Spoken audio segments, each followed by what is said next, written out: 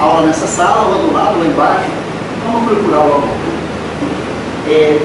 Bom, seguindo a nossa aula inicial aqui, quero lembrar que depois da apresentação do Diego Ferreira, Diego Marques, nós vamos conversar um pouquinho sobre o funcionamento, né, do nosso curso. O professor Diego Marques, ele é cearense, se não me engano, né? Eu sei. Ele graduou-se na Universidade Federal do Ceará em 2006. Em 2007, assim, uns meses depois, já estava concluindo o mestrado. Ele defendeu o doutorado aqui na Universidade de Brasília em 2009. E desde a aceitação dele do programa até defender a dissertação dele, passaram-se 120 dias. Ele já terminou, chegou agora há poucos dias no pós-doc da Universidade da British Columbia. Era um pouco apressado, como você vou aproveitar e convidá-los, né, para vocês verem a defesa do primeiro aluno do Profimart 2012, aluno do Diego. Vai ser quarta-feira, às 16 horas.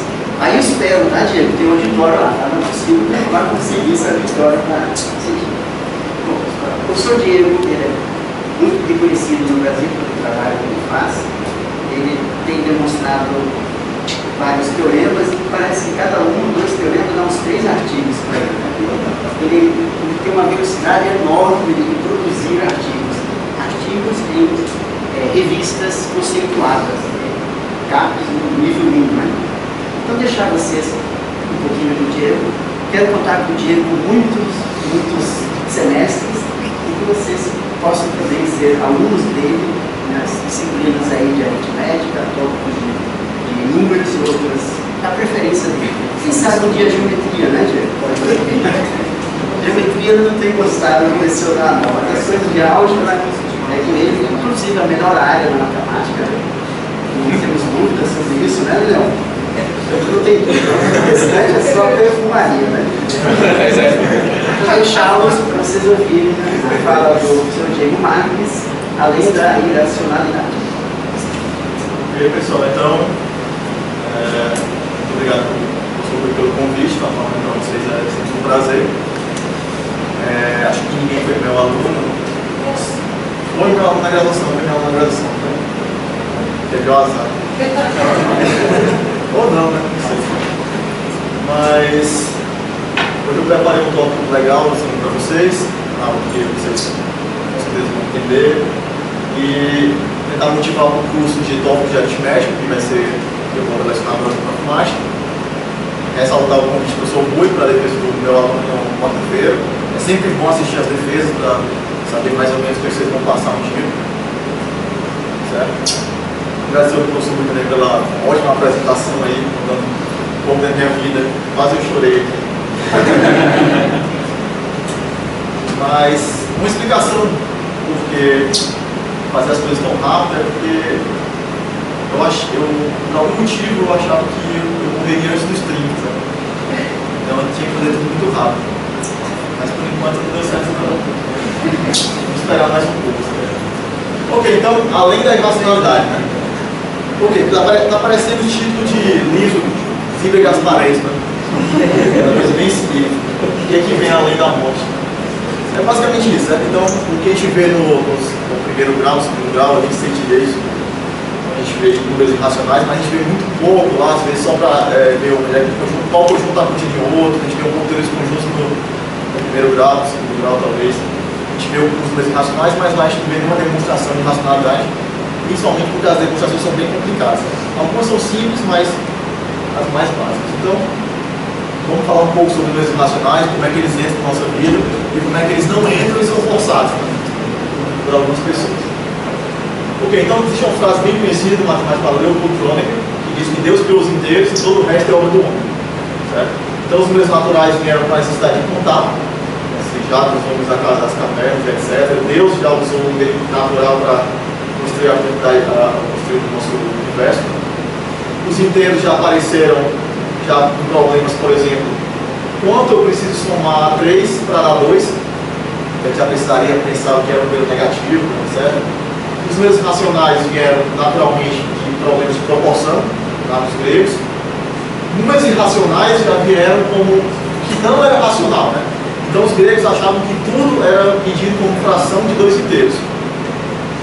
Alguns gregos meio tinham um desvaneio de dizer que existiam números no universo que não eram fração de 2 inteiros, a gente vai ver um pouco mais sobre isso. E números complexos já veio um pouco bem depois, já depois de Cristo, né? Como solução de algumas equações algébricas. E são números da forma mais BI, onde aquela unidade imaginária raiz de menos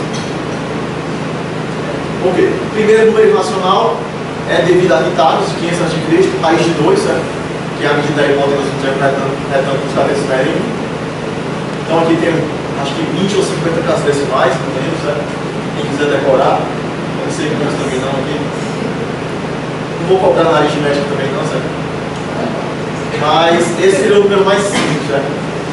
E eu vou falar um pouco sobre a lenda, na verdade, aqui está acreditada Pitágoras, mas existe uma história bem sombria por trás disso aí. Eu vou falar já. Muito tempo depois do século XVIII, Leonard Euler, considerado um dos grandes matemáticos, provou que o E, que é aquela base dos logaritmos weberianos, que já estudado pelo momento na vida, também era um número irracional, ou seja, pode ser expresso como um quociente de 2 inteiros. E um pouco depois, um número bem mais complicado, certo? O número π, que vem da trigonometria, também vem da geometria, certo? Então o número π também é um número irracional. Essa demonstração aqui é talvez um pouco simples, usa um pouquinho de cálculo. Aqui a gente já precisa um pouco de análise complexa para provar que o π é irracional. Ok, então na verdade, a prova que raiz é irracional geralmente é acreditada a Hipácio de Metapon, que era da escola pitagórica e que acreditou que o raiz de 2, ele jurava que a raiz de 2 era um número irracional.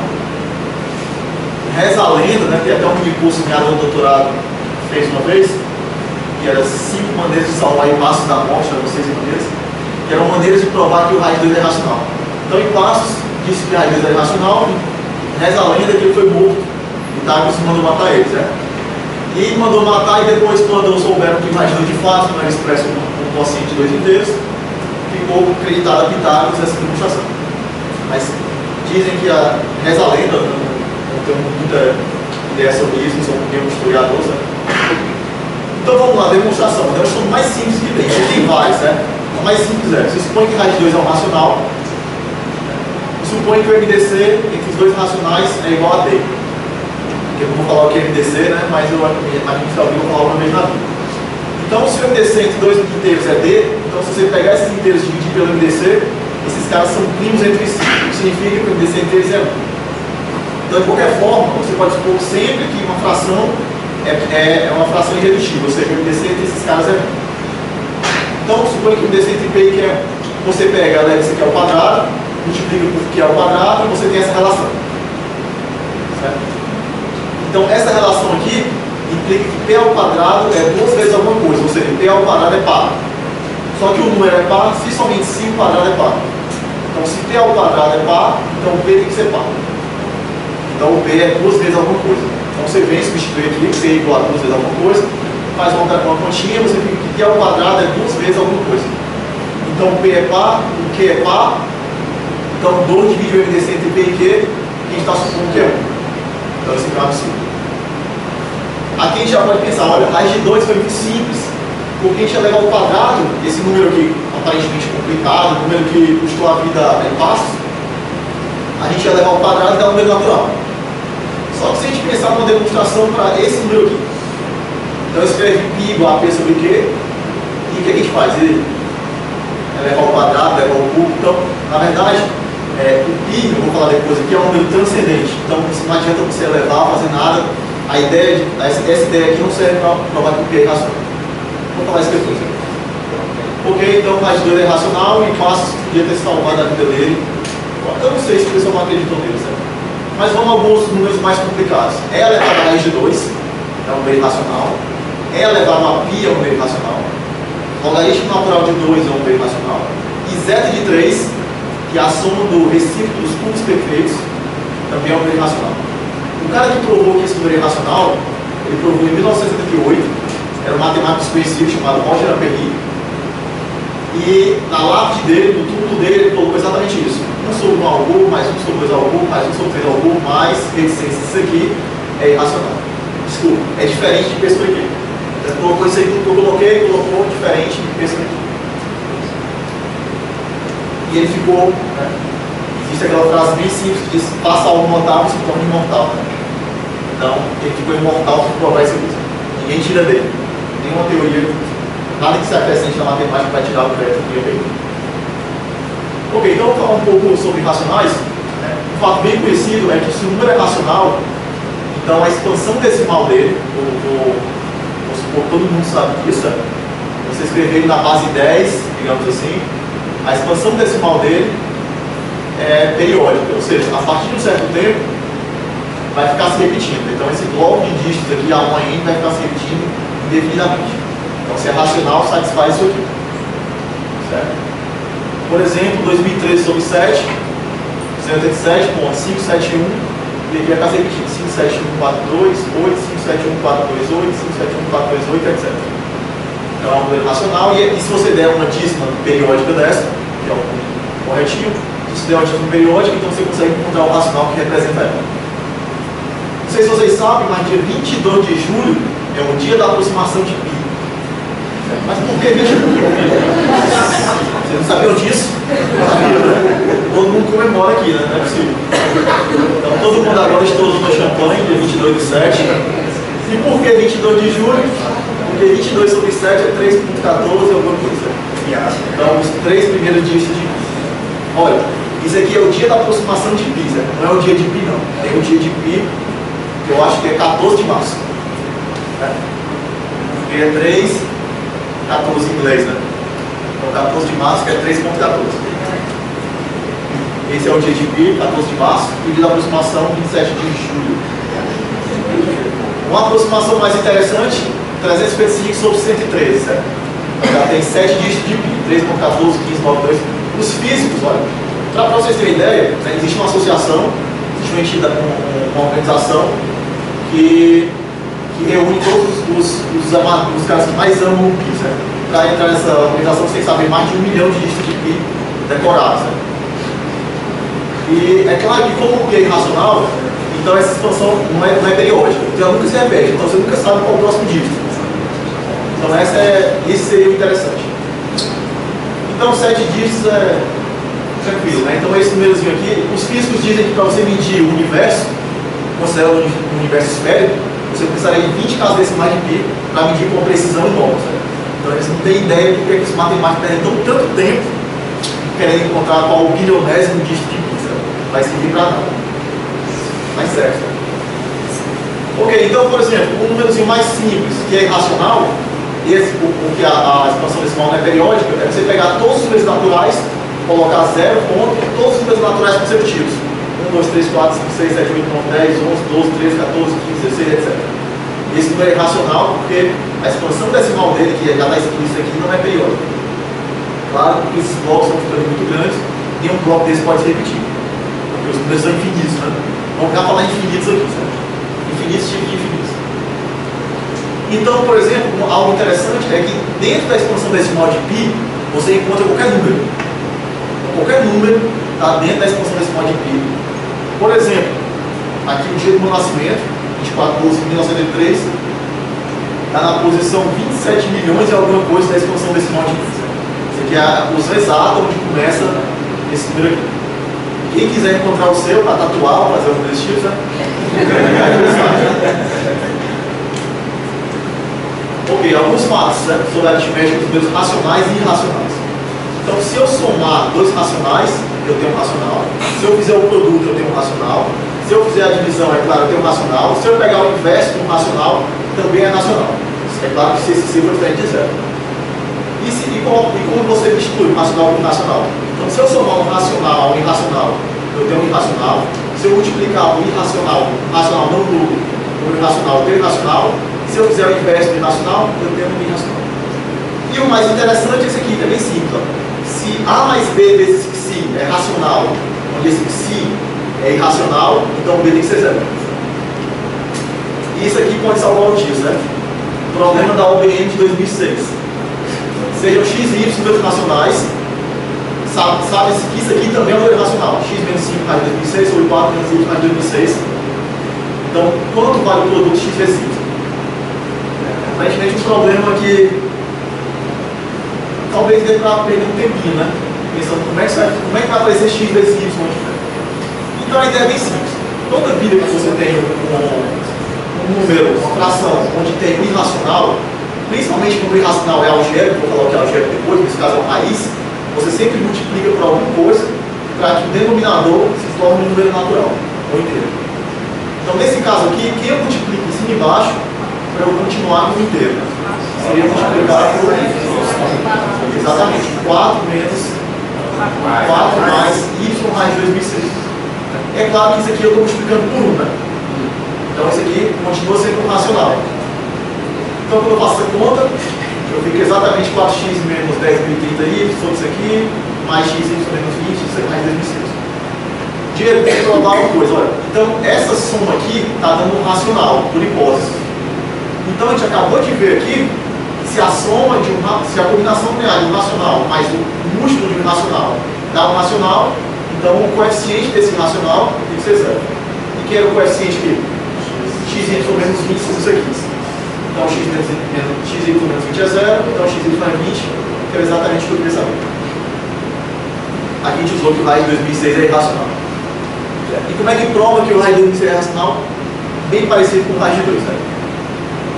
Ok, então saber isso aqui pode dar uma pontuação bacana aí, pode dar pelo menos 10 pontos na prova da OBN. Ok, alguns números simples que são escritos de maneira complicada. Todo mundo já viu isso aqui alguma vez na vida ou não, né? Pelo menos vamos ver isso aqui. Acho que todo mundo já viu isso aqui. Quem é o x? Tal que x elevado a x, elevado a x, elevado a x, elevado a x, elevado a x, infinitas vezes dá igual a 2. A x2, né? Por quê? Porque você pega esse x elevado a x infinitas vezes dá 2. Então quando você tira esse x aqui, você fica com x elevado a x infinito menos 1, né? Que é quanto? 2. Infinito menos 1 é 2? Infinito menos 1 é igual a infinito, né? Esse aqui dá 2. Então x igual a raiz de 2, que é exatamente isso aqui. Então, por exemplo, eu posso escrever 2 dessa forma tão complicada, você já deve ter visto alguma vez na vida isso aí numa questão de ensino médio. Posso escrever dessa forma complicada, posso escrever como raiz de 3 elevado a L de 4 sobre L de 3, e posso escrever como E elevado ao N natural de 2. Essa aqui é a maneira mais covarde de todas. Né? Outras identidades interessantes, E elevado a π elevado a I igual a menos 1. Então essa é a identidade de Euler, E elevado a πi mais 1 igual a 0. Então é considerado uma das formas mais bonitas, né? I é a unidade imaginária, E números irracionais, ou um número natural, né? Ou seja, uma vez eu ouvi alguém falando assim, você pega um número complicado, leva um número imaginário, soma o primeiro natural e não dá nada. É mais ou menos o que está dizendo aí. Uma curiosidade, por exemplo, eu falei de tatuagem ali, certo? Mas minha aluna de doutorado, minha primeira aluna de doutorado, tatuou isso aqui no braço.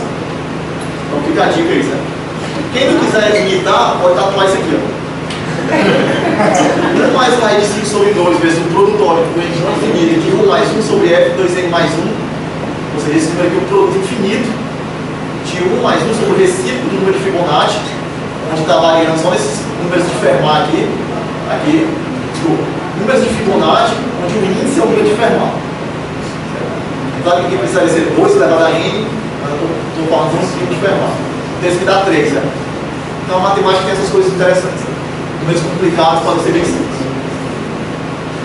Todo mundo sabe o que é polinômio aqui, né? Mas eu vou só falar um pouco sobre polinômio, né?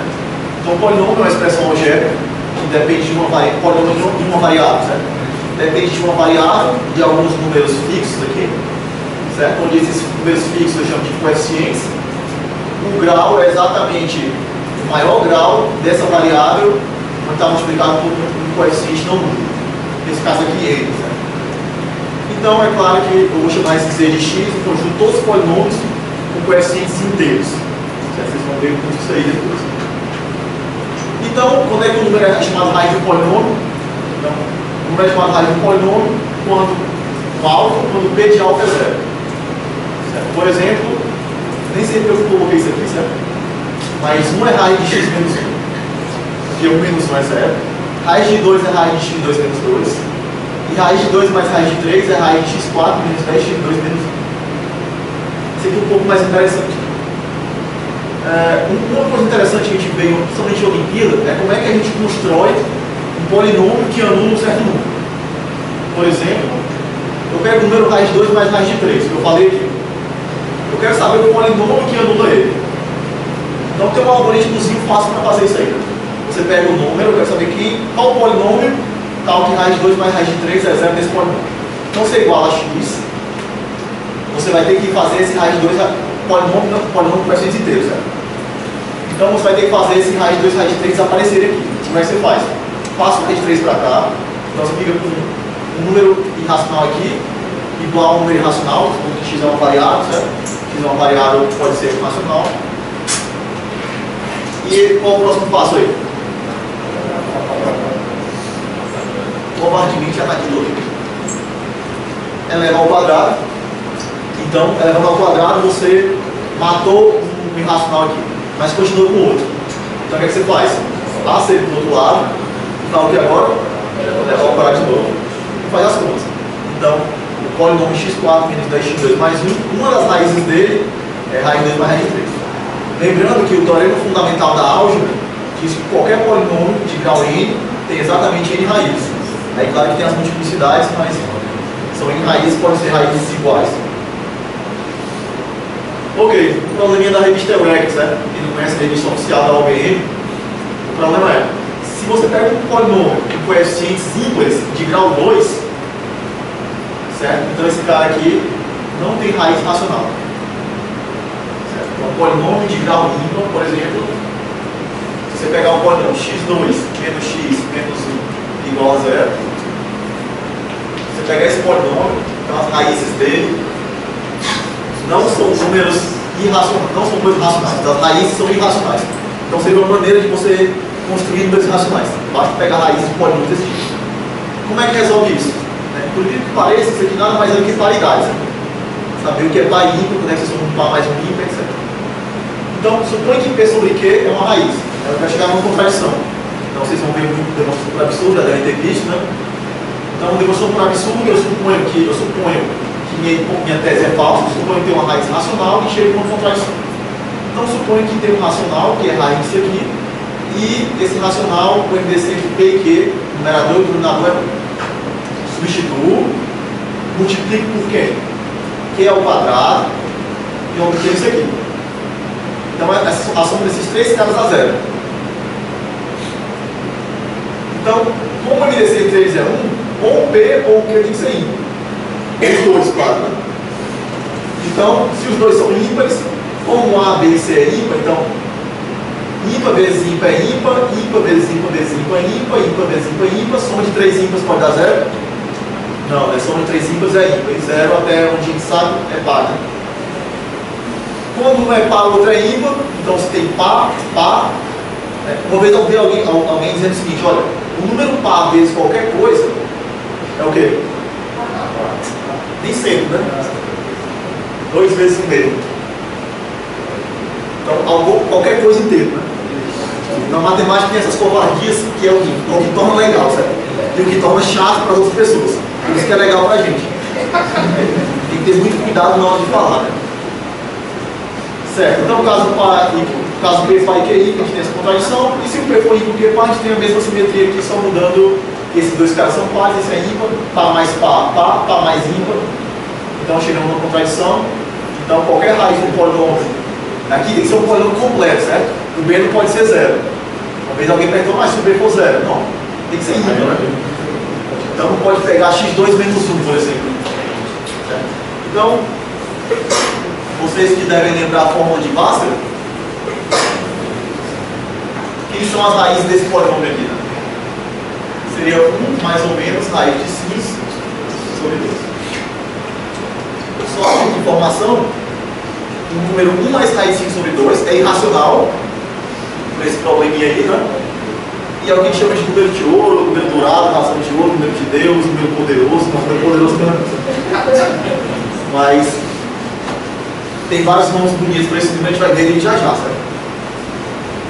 Ok? Então, por exemplo, o que eu falei agora, o mais recente sobre 2 é irracional. Olha, uma coisa bem interessante também que a gente não dá valor, sabe? Antes de dar valor, não sei, é o seguinte: quando é que eu sei que um racional é raiz de um polinômio? Então, uma condição necessária é o seguinte: se o P sobre Q é raiz desse polinômio, mesmo desse entre P e Q é 1, então o numerador do racional tem que dividir o termo independente do polinômio e o denominador do racional tem que dividir o coeficiente líder. Exatamente o mesmo. Então, vocês devem lembrar isso aí, vocês já deram aula ou não sei. Espero que sim, ou espero que não sei. Vocês sabem que quando a gente vai pegar um polinômio e quer encontrar as raízes racionais, a gente pega exatamente os divisores do numerador, do denominador, e fica fazendo aquelas possibilidades. Então, um exemplo aqui, ó. Pega o P sobre Q, raiz desse cara aqui. Então, quem é P sobre Q? Né? Então, P divide a 0, que é 7, Q divide 2. Né? Então, se P divide 7, P é mais ou menos 1 mais ou menos 7. Se Q divide 2, mais ou menos 1 mais ou menos 2. Então, P sobre Q tem essas 8 possibilidades aqui. Então, se a gente substituir, a gente vai ver que 1 e 7 sobre 2 são as raízes. Né? Lembra que se é um polinômio de grau 2, você pode ter duas raízes, não pode ter essas 8 aqui. Ok, então eu imagino que vocês devem lembrar o que é uma progressão aritmética. O que é uma progressão aritmética? É uma sequência, tal que a diferença de termos consecutivos é constante. Certo? Então tem a definição de progressão aritmética de primeira ordem, que é isso aqui, segunda ordem, terceira ordem, quarta ordem, por aí. Um probleminha que caiu uma Olimpíada que eu não lembro qual era, certo? É o seguinte: raiz de 2, raiz de 3 e raiz de 5. Eles podem estar numa mesma progressão aritmética. Existe uma PA, no mundo de todas as PAs, existe uma, onde o raiz de 2, o raiz de 3 e o raiz de 5 estão nela. Então, alguém pode dizer, Diego, não está, por quê? Raiz de 3 menos raiz de 2 é diferente de raiz de 5 menos raiz de 3. Então, o que você provou com isso? Você provou que eles não podem ser consecutivos, né? Mas a pergunta é se eles estão. Esse cara pode ser o primeiro termo, esse cara é o milionésimo, esse cara é o trilionésimo fatorial, elevado a 3 fatorial. Certo? Então, não quer dizer nada. Então, vamos resolver isso aí, certo? Suponha que eles estão. Suponha que o raiz de 2 é A1 mais N menos 1R, o raiz de 3 é A1 mais N menos 1R, e o raiz de 5 é A1 mais S menos 1R. Olha, observa que esse R, o N é natural, o S é natural, mas o A1 e o R podem ser irracionais. Então, não tem nenhuma contradição, ninguém pode chegar aqui e dizer, olha, A1 mais N menos 1R é natural, então o raiz de 2 é natural, acabou. Ok, o que a gente vai fazer? Vamos matar esses caras que não sabem quem é. Então, quem eu não sei quem é? O A1. O A1 pode ser racional, então o que eu faço? Raiz de 3 menos raiz de 2, o A1 vai embora e vai ficar N menos N vezes 0. E raiz de 5 menos raiz de 3, o A1 vai embora, vai ficar S menos N vezes 0. Como é que eu mato o R? Divido um pelo outro. Aí o R vai embora. Diego, se o R for 0? Se o R fosse 0, então a gente teria o raiz de 2, o raiz de 3 e o raiz de 5 seriam iguais. Aí seria uma contradição. Ou seja, então o que a gente provou? Se o raiz de 2, raiz de 3 e raiz de 5 estão na mesma PA, então raiz de 5 menos raiz de 3 ou raiz de 3 menos raiz de 2 é um número racional. Ah, Diego, esse número é muito complicado para ser racional. Mas não quer dizer nada, certo? Por exemplo, se você pegar E mais π, é um problema em aberto saber se é irracional ou não. Então não é porque o número parece complicado, como eu mostrei para vocês, né? Um número bem complicado era 2. Ok, como é que a gente prova que esse número não é racional? É aquela mesma brincadeira lá. Vamos multiplicar pelo que a gente chama de conjugado aqui, em cima e embaixo, raiz de 3 mais raiz de 2. Então multiplicando a gente fica com raiz de 5 mais raiz de 10 menos raiz de 6 menos 3, igual a isso aqui, que é um racional. Ou seja, eu tenho a soma desses 3 caras, esses 4 caras dando racional. Como o 3 é racional, então eu posso tirar ele. Então essa soma tem que ser racional. Essa soma, né? Porque menos também é uma soma. Ok, então essa soma aqui tem que ser um número racional. O que a gente vai fazer agora? Vamos encontrar o polinômio que andou desse cara. Como é que eu faço? Faço aquela brincadeirinha lá, né? Igual a x, isso que eu falei anteriormente. Claro que eu não vou falar isso aqui, mas o polinômio é esse aqui. x4 menos 62x2 mais 340x menos 339. Então vamos lá, recapitulando. Se esse cara esses caras são o mesmo PA, então esse cara é racional. E se esse cara é racional, Então, esse cara aqui tem raízes racionais. Como é que eu sei que esse cara tem raízes racionais ou não? Faço aquele método anterior, né? Quem são as possíveis raízes? O P tem que dividir 239 e o Q tem que dividir 1. Diego, por que esse exemplo? Olha, o 239 é primo, né? Vocês devem saber o que é, mas não tem problema não. O que eu vou saber é que se o P divide 239, então o P é mais ou menos... Só para ter informação, a palavra primos, né? Para quem sabe o que é número primo, não tem nada a ver com um grau de parentesco, né? Algumas pessoas acham, ah, mas número primo, a mim sempre tem aquela piada, né? O que é número tio, número irmão. Existem, por exemplo, primos gêmeos, né? Alguém pode dizer, poxa, aí já tem incesto no meio, né? Primos gêmeos, né? Mas primo vem de prime, né? Que em inglês é como se fosse pioneiro, principal, então são os números principais, são a alicerce dos números naturais.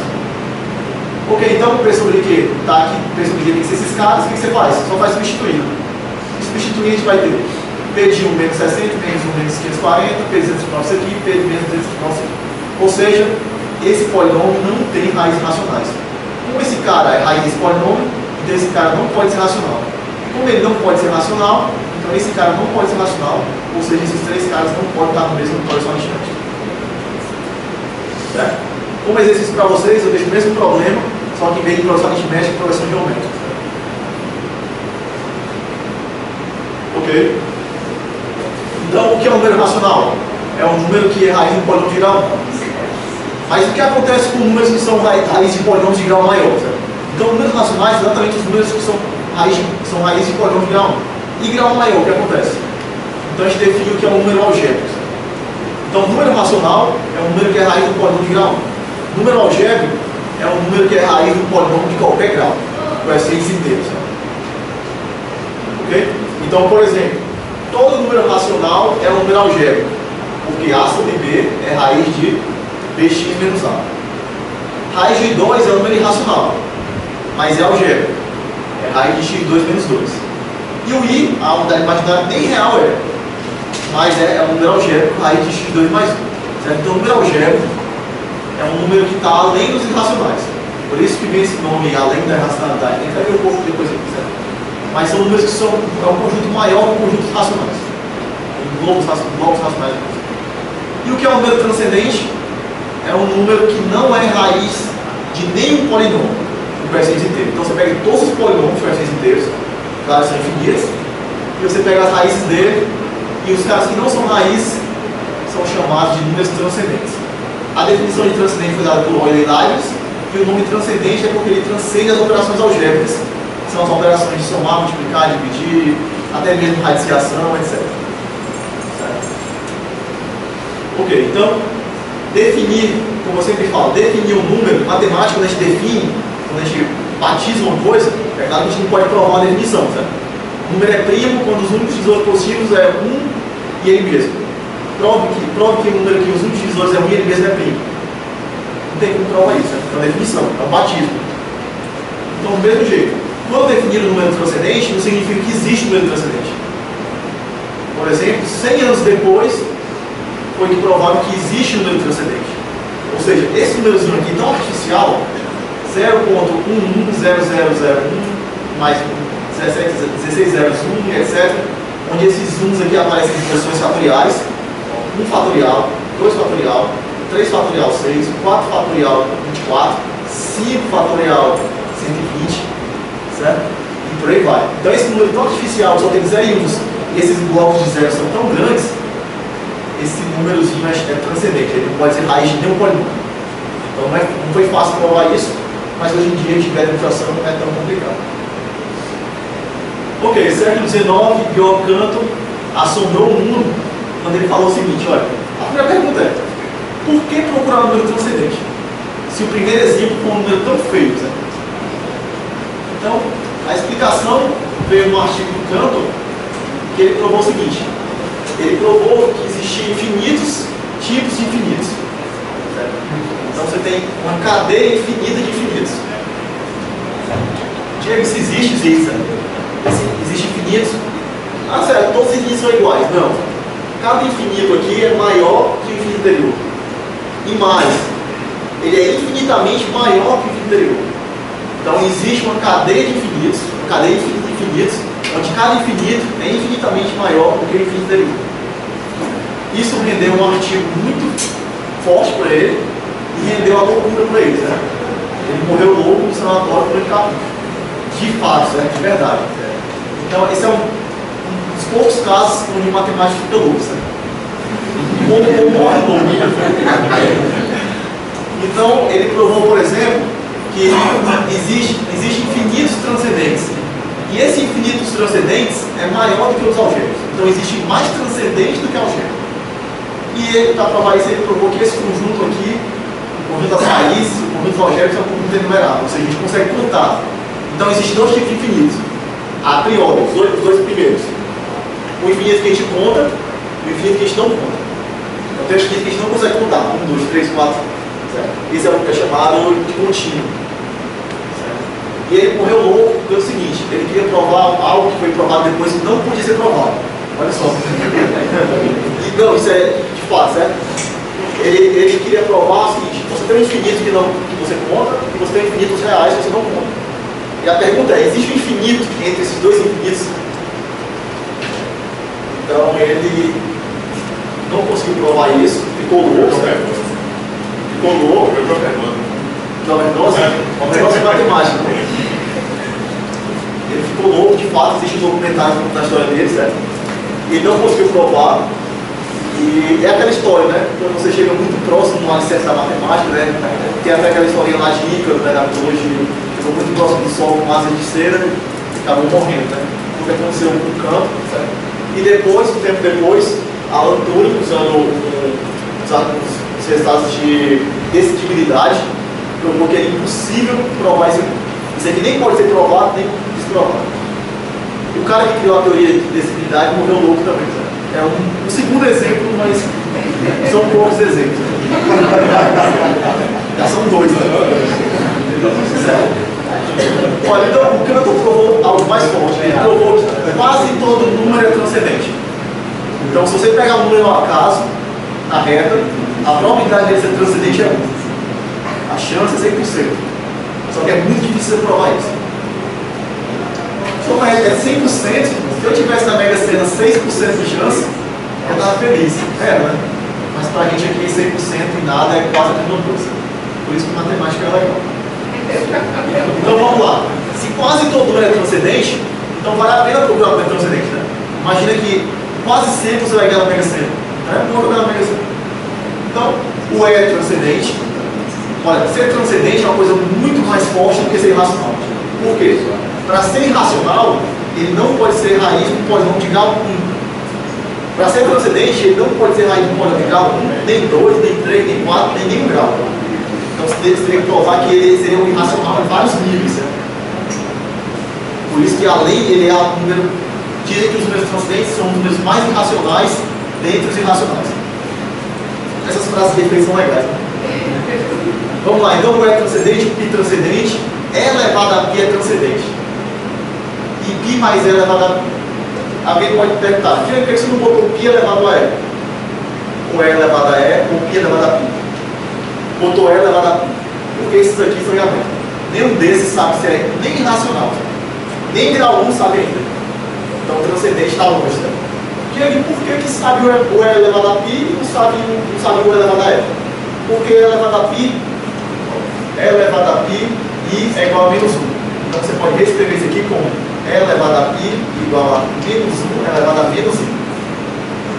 Ou seja, esses dois números complicados podem ser escritos como uma potenciação de dois números algébricos, o menos 1 e o menos 1. O que não acontece aqui. Certo, esse ensaio foi bem recente, em 96. E existem os teoremas que geram esses números. Né? Aqui, é claro, diga mais, o cara provou que o E é transcendente, outro provou que o π. Isso é uma teoria muito complicada, porque olha só, o tempo que passou, o cara provou que um número é transcendente, não, eles provam que uma família de números é. Então, por exemplo, o teorema de Hermite-Lindemann, se você pega um número algébrico não diferente de zero, então a exponencial dele é transcendente. Por exemplo, cosseno, seno, logaritmo de números algébricos é transcendente. Certo? Uma vez eu falei isso e alguém disse, professor, mas cosseno de 60 é um número algébrico, né? É raiz do polinômio, né? X vezes 60. Alguém disse, cosseno de 60 é quanto? Meio. O grau, né? Mas é o grau, né? Exatamente. Então tem que tomar cuidado com isso. Né? Na verdade, quando você pega adiante aqui, seria π sobre 3. Então esse número aqui é transcendente, cosseno do transcendente pode ser algébrico. A pessoa que falou isso não foi a mesma que disse que tangente de 45 graus é 1. Sabe por quê? Porque qualquer número elevado a zero. Alguém falou isso, né? Não vou entrar em detalhes. No curso de aritmética eu falo sobre isso. Ok, então, outro resultado, se você pega dois números algébricos, onde a base você pega uma potenciação, onde a base é um algébrico diferente de 0, 1, o expoente é um algébrico não racional, então você tem a potenciação transcendente. Por exemplo, 2 elevado a raiz de 2, 2 elevado a i, elevado a π, porque elevado a π é menos 1, elevado a menos 1. E a pergunta é, quando você pega dois números transcendentes, então, vamos lá, vamos ver aqui, ó. Você pegou dois números simples, são algébricos, elevou um ao outro e deu transcendente. Então, o que acontece se você pegar dois números transcendentes, são números complicados, eleva um ao outro? Isso aí vai dar o quê? Então, por exemplo, se você pegar o E transcendente, log 2 é transcendente, mais E eleva a log 2 dá 2, que é algébrico. Porque log é log natural, certo? Então, a potenciação de transcendentes pode dar algébrico. E a pergunta, quando você pega o mesmo transcendente, você pega E elevado a E, T elevado a π, quando você pega T elevado a T, certo? Então, um dos resultados da minha dissertação de mestrado foi exatamente isso. Existem infinitos algébricos da forma T elevado a T, onde o T é transcendente. Ou seja, você pega um número muito complicado, pega ele, eleva ele mesmo, e isso pode dar um número bem simples, pode dar 2, pode dar 3, 5, 7. Ok? Saindo dos transcendentes, vou falar um pouco sobre os números de Fibonacci, certo? Eu vou depois falar um pouco em relação sobre a teoria transcendente e os números de Fibonacci, ou então os problemas geocontínuos. Então todo mundo sabe, conhece a sequência de Fibonacci, né? A sequência de Fibonacci é uma sequência bem conhecida, que apareceu no século XIII para contar casais de coelhos. Então, eu vou imaginar que todo mundo assistiu aqui o Código da Vinci, né? Eu lembro lá que teve umas pistas deixadas lá pelo curador do museu, onde era exatamente os números de Fibonacci. Certo? Quem é matemático viu ali ficou muito feliz. Eu estou entendendo alguma coisa que as pessoas não estão entendendo. Eu sei que eu desvendaria essa pista. Uma aplicação da matemática. Certo? Então, eu encontrei a figura mais feia da internet para colocar, certo? Que é exatamente isso. Você tem um casal de coelhos. Eles só amadurecem sexualmente no segundo mês de vida, então no segundo mês eles continuam e dão a vida a outro casal, certo? Espera-se que o cruzamento consanguíneo não tenha problema, que sempre nascem casais, e que eles nunca morram. A pergunta é, no 10º mês, quantos casais de coelhos eu tenho? Então no primeiro mês eu tenho um, no segundo mês eu continuo com esse um, no terceiro mês eu tenho 2, que é esse casal aqui mais o casal que ele gerou, no terceiro mês ele continua, gera outro e esse que não gera, que é o primeiro mês de vida deles, tem 3, 5, etc. E a sequenciazinha da sequência que apareceu no filme, né? 1, 2, 3, 5, 8, 13, 21. Para vocês terem uma ideia de como o pessoal gosta disso aqui, meu melhor amigo, eu visitei ele agora na semana passada, ele começou o namoro dele propositalmente no dia 5 de agosto de 2013. Ele disse que assim daria sorte. Ok, então, saindo de novo. Olha, você não demora só se ele demora, não tinha mais.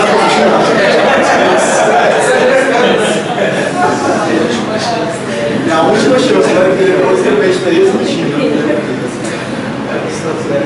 Tomara que ele. Nos Estados Unidos, né?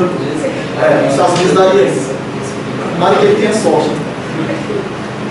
Vamos lá, então o que é a divina proporção? Que eu falei aqui, né? O mais raiz sobre isso.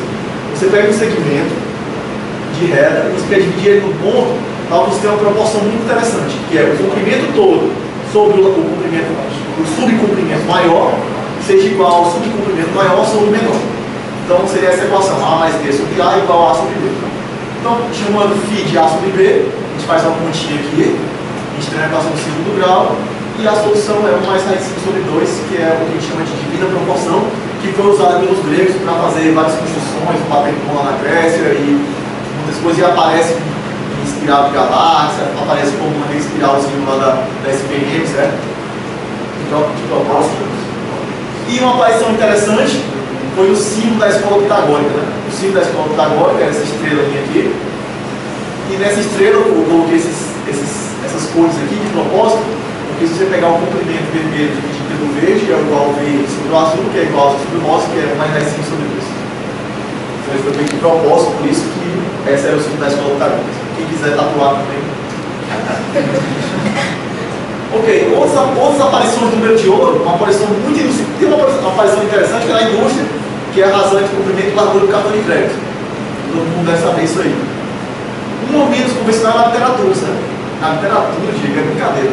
É assim, ó. Nos Lusíadas, Camões colocou a chegada da Índia exatamente no ponto da obra que divide a quantidade de páginas maior e menor no número de ouro. Diego, se eu for ali na cultura e comprar o livro, então, o livro Lusíadas, eu vou conseguir fazer essa conta? Provavelmente a aproximação não vai ser tão boa, né? Porque provavelmente não vai ser a versão original, né? Isso aqui é na versão original. Quem tiver a original pode fazer isso aí. Ok. E qual é a relação de número de Fibonacci com o número de ouro? Então, essa sequência aqui apareceu para contar casais de coelhos do século XIII. Os números de ouro apareceu antes de Cristo, com aquela medida, aquela proporção exata, proporção áurea, para fazer construções e etc. E eles são relacionados com duas fórmulas muito interessantes. Uma é uma fórmula não recursiva do número de Fibonacci. Ou seja, para saber o número de Fibonacci, eu tenho que somar números anteriores. Mas existe uma maneira de não fazer isso. Por exemplo, eu quero saber quem é o centésimo número de Fibonacci, sem saber quem é o magésimo nome, etc. Então a fórmula está aí. Número de ouro elevado a n, menos ouro elevado a n, número de ouro elevado a menos n, sobre raiz 5. E se você pegar o limite do consecutivo de número de Fibonacci, tipo 1 sobre 1, 2 sobre 1, 3 sobre 2, 5 sobre 3, 8 sobre 5, 13 sobre 8, 20 sobre 13, isso vai tender ao número de ouro. Certo? A aplicação do número de Fibonacci, tem um livro bem interessante sobre isso, arquitetura botânica ótica, fenotaxia, que é o estudo do comportamento das folhas, distribuição de folhas, genética, etc. Então, como qualquer objeto em matemática, certo? É muito fácil você generalizar um objeto muito estudado. Então, você pode generalizar o número de Fibonacci, que a gente chama de sequência de Fibonacci cardinalizada. O que é uma sequência de Fibonacci? Vou colocar aqui, certo? Só vou falar depois. Fibonacci. O que é uma sequência de Fibonacci? Sequência de Fibonacci é uma sequência que, para saber o termo, eu tenho que somar os dois anteriores. Uma sequência de Fibonacci, para eu saber o termo, eu tenho que somar os K anteriores. Certo? Então, por exemplo, quando eu tenho K igual a 3, para saber o termo, eu tenho que somar os 3 anteriores. A sequência a gente chama de Tribonacci. Quando o K é 4, a gente tem que somar os 4 anteriores, a gente chama de Tetranacci. É claro que Tribonacci e Tetranacci é tudo por causa da quantidade de termos que eu preciso para somar. Não é o nome de ninguém, né? Como Fibonacci. Então, essa é a sequência de Fibonacci. Ou seja, começa com zeros e 1, começa com K menos os zeros e 1. Depois, qualquer termo é a soma dos K anteriores. Números de Köhler, né? Todo mundo aqui sabe, já ouviu falar em Köhler, né? Inclusive, eu tinha colocado uma foto aqui, sabe? Mas eu achei bem tirar, sabe? Números de Köhler não é o Edward Köhler, não, sabe? É o padre Köhler, no início do século XX. Nada a ver com o crepúsculo, certo? Talvez eu falei isso só que tinha a ver com o crepúsculo, essas pedras adolescentes. Não tem nada a ver, então o número de Köhler é um número da forma m vezes 2 elevado a n mais 1. Então essa é mais uma história da matemática, onde um padre estuda uma sequência numérica, né? Tem aquela sequência inversene, um padre italiano, que é a sequência 2 elevado a n menos 1. As sequências são até parecidas. Né? Então esses são os termos da sequência de Köhler. 3, 9, 25, 65, 61, etc. E o que é que essa sequência tem interessante? Primeiro a gente pode definir o que é em vez de ser um número de Köhler, que é um número S-Köhler. S-Köhler é quando você tira o 2 e troca por S. É muito comum em matemática, quando pesquisa em matemática, você generalizar as coisas. Então essa é uma maneira natural. Então, algum fato, quase todo número de Köhler é composto. O número composto é um número que não é primo. Quase todo número de Köhler é composto, por exemplo, todos esses aqui, 8 por primo é 3. Mas mesmo assim existe uma conjectura que diz que existem infinitos números de Cullen primos. Mesmo sendo muito escassos, eles seriam infinitos. Interessantemente, ó, se você pegar o número de Cullen com índice 6.679.181, isso é um primo com mais de 2 milhões de dígitos. E se você pegar o número de S. Cullen, no caso S sendo 113, esse número aqui, C, 427.194.113, é primo com mais de 870 dígitos. Então, são números bem interessantes. O que aconteceu? Foi? Seu conceito de interessante É interessante. Olha, então, o resultado de 2003, o resultado de pesquisa, foi o seguinte: encontrar todos os números de Fibonacci e também são números de Cullen. Problemas desse tipo são muito comuns em pesquisa em matemática. Por exemplo, quem são os números de Mersenne? Quem são os números da forma 2n menos 1, que são primos? Quem são os números de Fermat, que são primos? Então, são problemas de interseção de sequências. Como é que o número está em consequência? Então, números de Fibonacci, que são números de Cullen, só tem o maior, o 3, que é o F4, que é o que eles vão dar mais, não tem nenhum outro. Mesmo a consequência infinita. Nesse contexto, usando argumentos de teoria transcendente, aqui que cai os números transcendentes, infelizmente não dá para explicar agora, certo? Mas usando argumentos de teoria transcendente, usando aqueles números transcendentes complicados que eu falei, mais irracionais que irracionais, etc., a gente conseguiu provar em artigos o seguinte: não existe número de Fibonacci, que é S. Cullen, lembrando que é S. Cullen, é número dessa forma aqui, certo? Quando esse S, quando os fatores primos desse S estão nesse conjunto aqui. Esse conjunto aqui tem mais de 10 elevado a 14 primos. São os primeiros 10 elevado a 14 mais alguma coisa primos. Então, se os fatores primos de S estão nesse conjunto, então não existe número de Fibonacci que é S. E no artigo bem recente, por exemplo, eu coloquei bem recente, que eu estava trabalhando dele ontem, a gente provou o seguinte: se o K for maior que 204, então não existe número de Cullen que está na sequência de Fibonacci. Ou seja, a gente está pensando nessa equação de Alfantino. Sequência de Fibonacci e número de Cullen. Então eu quero resolver essa equação. Certo? As opções inteiras. Então, a gente provou que se esse K for maior que 204, então não tem solução. Quando o K é menor que 204, a gente está trabalhando. Já vou fazer isso. Vou pensar nisso. Ok, então vamos falar um pouco sobre números do passado e do futuro dos números. Né? Então vamos lembrar o que eram os números primos no século XVII. Quem estava lá deve lembrar que era só um exemplo de matemática que não tinha nenhum interesse além de você ficar desafiando os outros matemáticos e o alto interesse. Né? Então, Fermat, Euler, Gauss, eles estavam ali para estudar. Por que Fermat, resíduos quadrados, etc. Esse conceito quadrático era só mesmo para você resolver problemas abstratos. Na época, o Fermat gostava de desafiar os matemáticos. Né? E é isso também. E hoje, o que são os números primos? Né? Quem imaginaria que, alguns séculos depois, os números primos seriam tão úteis? Né? Então, hoje, para você ir no seu Facebook depois e dizer que a palestra foi ruim, você vai ter que usar números primos. Né? Seria que é número primo, mas você está usando. Né? Se você não gosta de matemática, pare de usar o Facebook, pare de usar computador, celular, porque matemática está fortemente aí. E os sistemas de criptografia, principalmente o RSA, que tem a ver com números primos, está quase todos os dispositivos onde você tem que colocar um senso.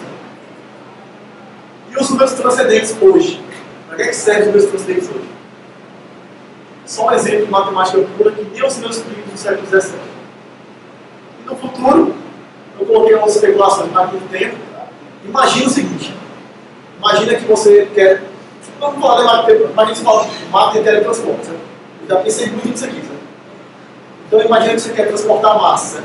Certo? Você vai ter que codificar a massa para depois suas moléculas não chegarem todas, o braço sai na cabeça, o nariz sai na perna. Isso na primeira hipótese. Né? Porque as moléculas podem ser todas ordenadas, o coração pode ir para a unha.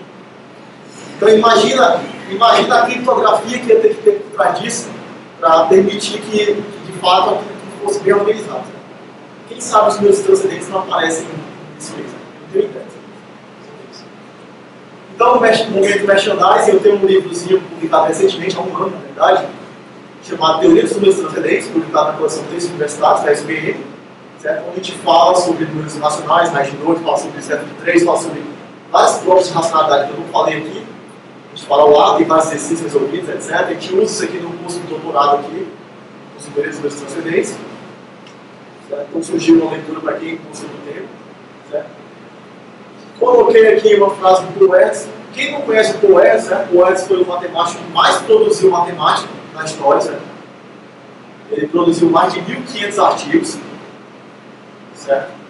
E ele, uma frase dele, se os números não são bonitos, eu não sei o que é. E tem uma história muito legal. Tem um livro, que é uma bibliografia do Paul Edson, que é chamado Um Homem que Só Gostava de Números. Certo? E, de fato, ele só gostava de números mesmo. Ele nunca se envolveu com uma mulher. Quer dizer, se envolveu para escrever artigos. Né?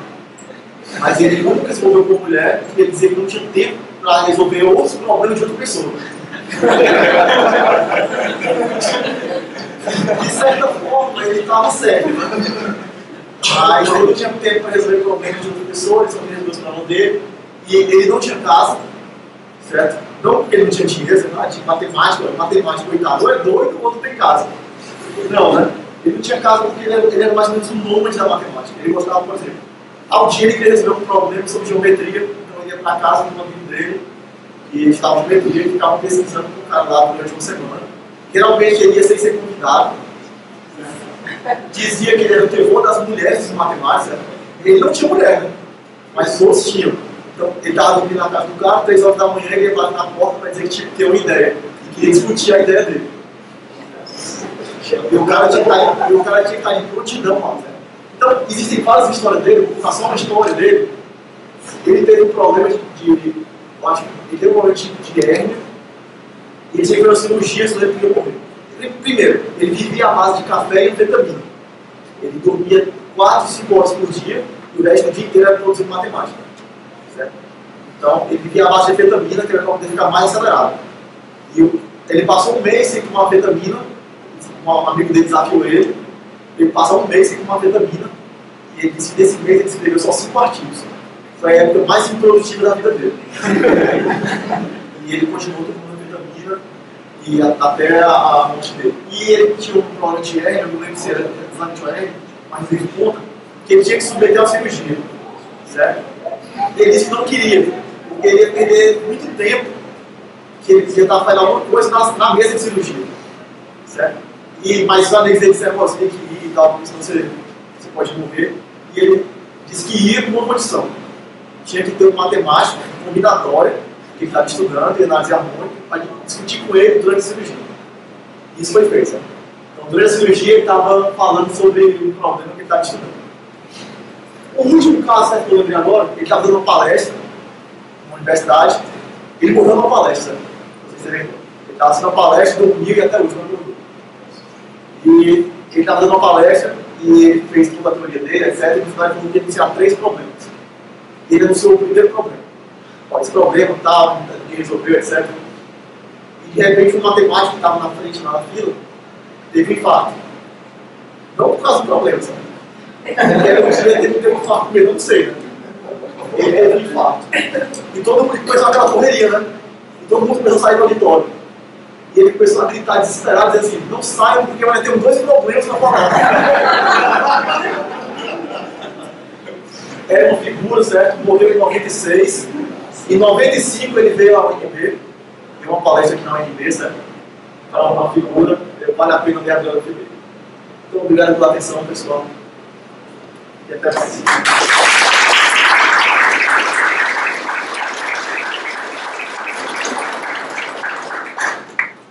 Obrigado, Diego, pela apresentação.